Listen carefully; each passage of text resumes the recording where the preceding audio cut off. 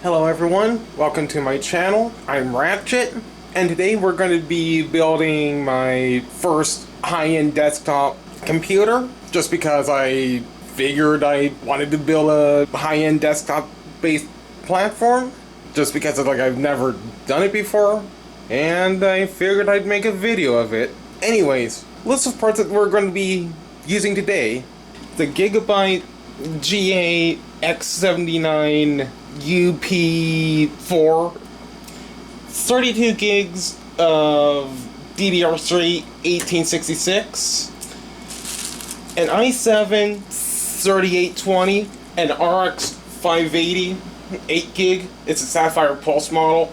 Don't worry, the graphics card is in better shape than the actual package here.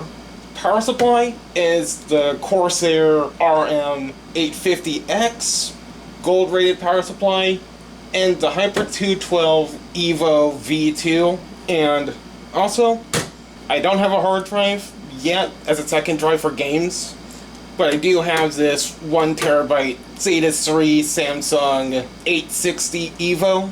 And over here, it's the Fantex Eclipse 300A. It does have the mesh front panel on it for the better airflow in the front. And then right here, I do have a USB Wi-Fi adapter, which I use for all of my test systems, along with a USB 3.0 flash drive for the Windows 10 install. Oh, and I almost forgot.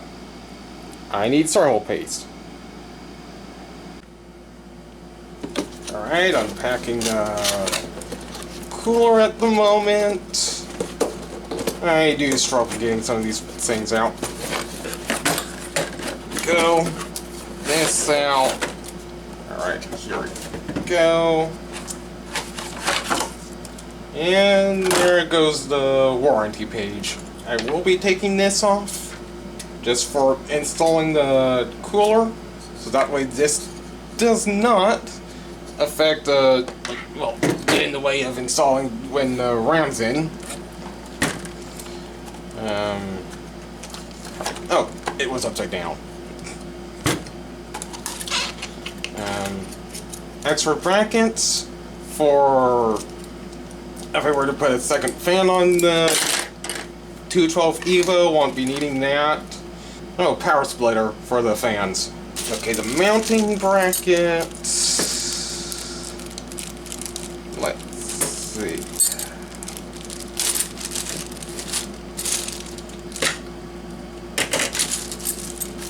And the cooler does come with its own thermal paste. I won't be needing that today.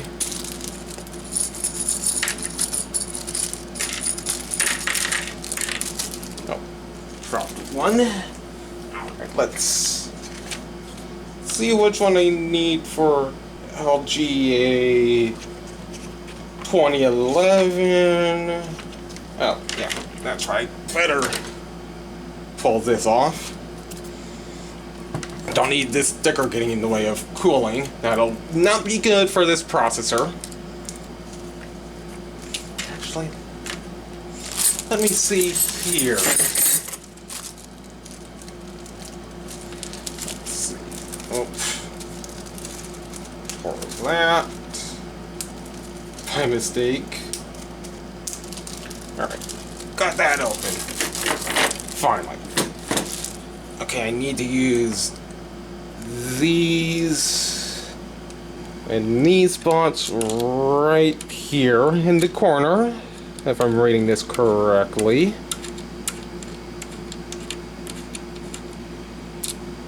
Is that right? Oh, I had it upside down. There we go. There we go. Just had it upside down. There's number 3. Oh, and in case you were wondering, I did check the pins on the motherboard socket, and they do look fine, so I shouldn't have an issue, hopefully. Let's see, so I'll be needing these right here.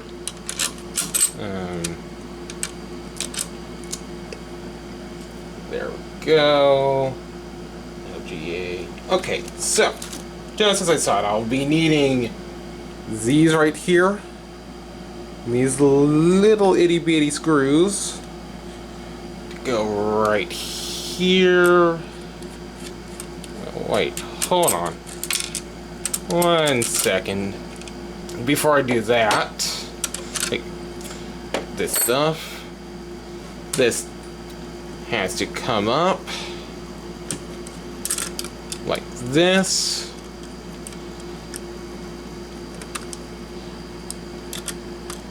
So this goes like this, unwrapping the processor, and there's tape.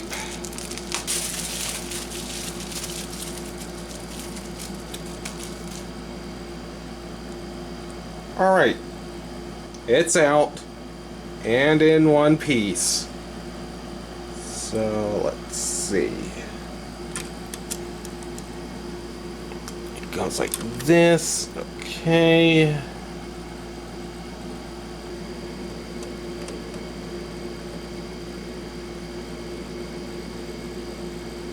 Being careful not to bend any pins. Alright.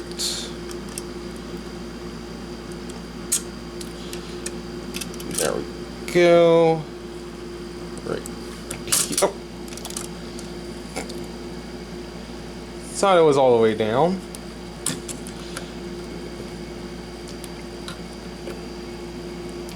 Alright, there we go. Put that lever.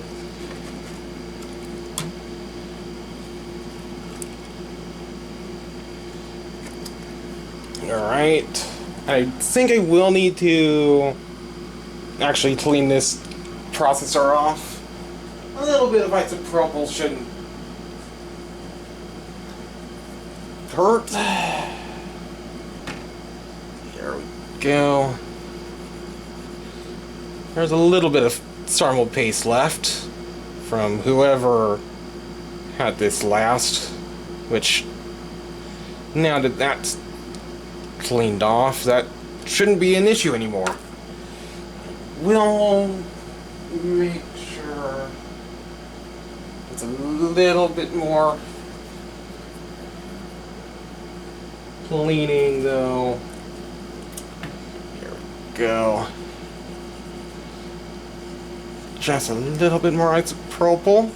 It is 17% isopropyl, so not as good as like the 99% that I really wanted to get a while back.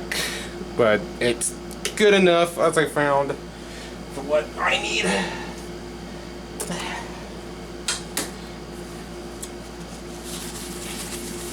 And just try it off. I know alcohol generally ends up drying off fairly quickly, but I just wanted to make sure that it was dry now. Alright, now back to the mounting of the cooler. Ended up using the wrong little bracket pieces. Now time to get this on.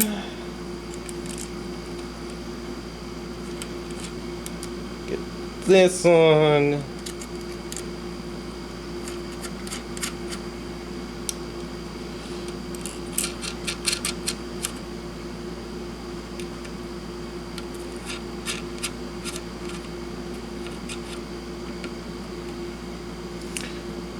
Just making sure that it's all properly down.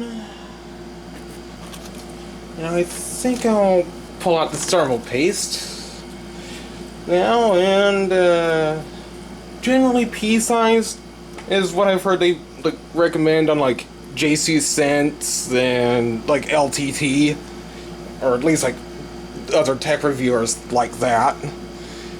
But since this is a little bit bigger processor, I feel like I'll just do this. for now. I'd rather use too much than not enough, personally. I know that's like probably making some of you guys cringe right now at the amount, but I know Gamers Nexus did a video, or at least I believe they did a video on like this subject right here. So about like if you could have too much, and it, unless you have like a really insane amount, I don't think it really made too much of a difference with their testing. So I should hopefully be fine. Okay, good. I got the sticker off a little bit ago. Okay, there we go. Cooler is on. It's actually turning out a little bit easier than I expected for a high-end desktop board. I do plan on testing out like to see if this thing actually boots up into the BIOS before putting it into the case, just to make sure that both the processor and the board both work. Hold on, let me get a different screwdriver for you guys. Let's fix it once I fix it. Jinx 2 cents.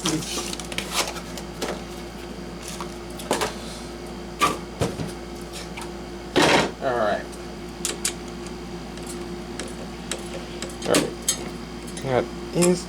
That did have a little bit of extra turning. And there we go. Let's see. Oh, yeah. RAM chips. These go into great bits. These are a loaner from one of my other computers. At the moment, don't worry, I had spare RAM chips to stick in it from another computer. I generally try having like 4 in there. The other 2 had like 32 that I borrowed this from. Well, or at least had. I generally try having like 32 in there in these systems, even though I only really need 16. And so just giving myself a little headroom, mainly. But those are 2 now have like 16 gigs of DDR3 1866 that I ended up borrowing these from. These are, like as I said earlier, 1866 modules, and the processor memory controller only officially supports up to 1600, but I know in some cases you should be able to bump it up by like 1 or 2 frequency settings into BIOS and overclock the memory controller that way. So later we'll try seeing if we could get the full 1866 speed and have it not like crash on me or something, or not fully boot up. If it doesn't like fully boot up with the 1866 speed when I test it, then I'll just bump it back down to 1600 because I want this thing to work. I think that's on. Yeah, that's on. Alright. So here we go.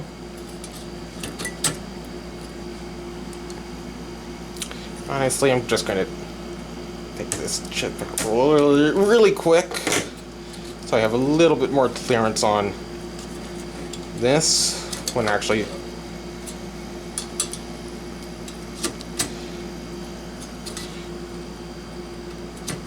I didn't know if I would have enough space for. I think that's as far down as I'm getting. Yeah, the screw was getting in the way. I don't want this in the way of the fan, so I'm gonna try sticking it down here, or it should hopefully be out of the way. Let me try getting a better angle. That's gonna have to be good enough. at the moment. So, and by the way, so this board, as far as I can tell just from my research, is PCIe 3.0 compliant, but officially the processor, because it is an Ivy Bridge Sandy Bridge E processor, it only officially supports 2.0 on the processor, so I will be at least officially limited to PCIe 2.0 functionality on the board, despite the board supporting 3.0, which shouldn't be too much of a problem for the graphics unit right here, which is 3.0. Let's plug this into the audio. Plug the graphics unit out.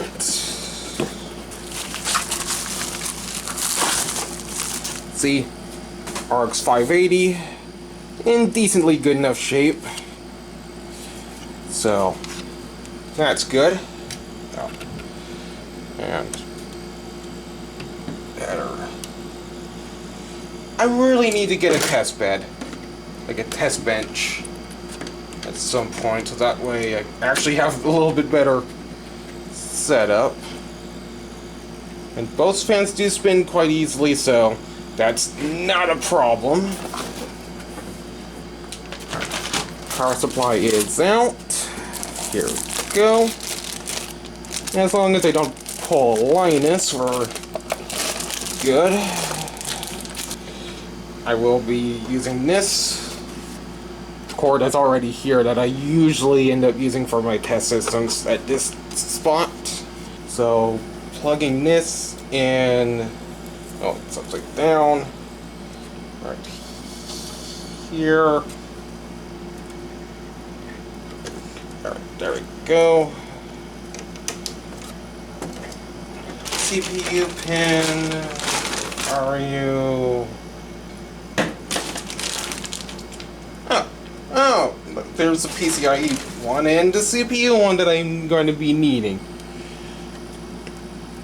I had that upside down. Actually, you know what? I will stick this in this one.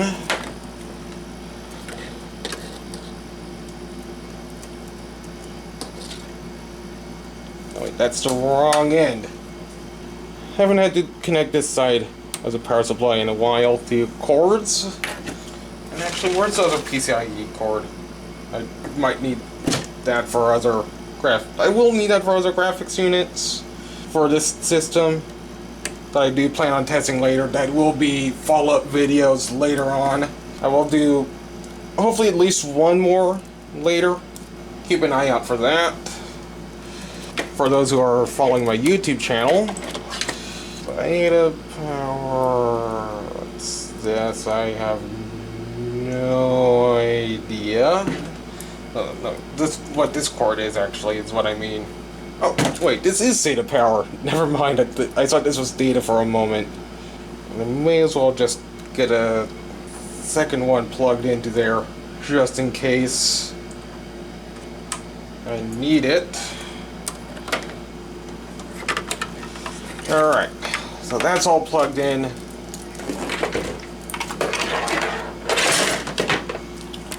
You now to plug this all in. I may as well just put it on its side like this, so that way it's actually getting good airflow through the power supply. Okay, PCIe. We'll need all 8 for this unit here. Just right there. And there. And then the CPU power right here. Should go like this. There we go. This in here. Keyboard. Won't need the internet just yet. And HDMI. Power, better turn this on. And so here goes nothing.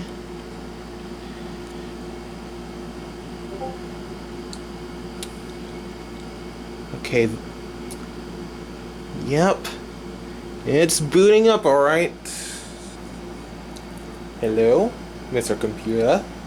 Computer? Hello, computer? Oh, let me make sure that the HDMI cords are plugged in everywhere. Plugged in on this side here. Here too. Oh, that wasn't plugged in all the way.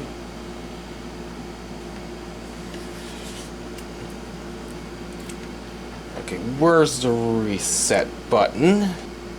Hold on, let me do it this way.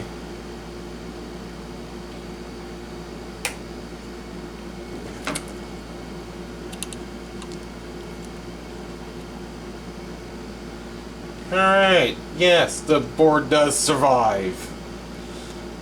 You know what, I think I will just stick my screwdriver right here for now. No bootable device detected. So it's 32 gigs. The RAM detected. And it is running the latest BIOS. No, wait. Not the latest BIOS. It's currently the oldest one on the EVGA website. Okay.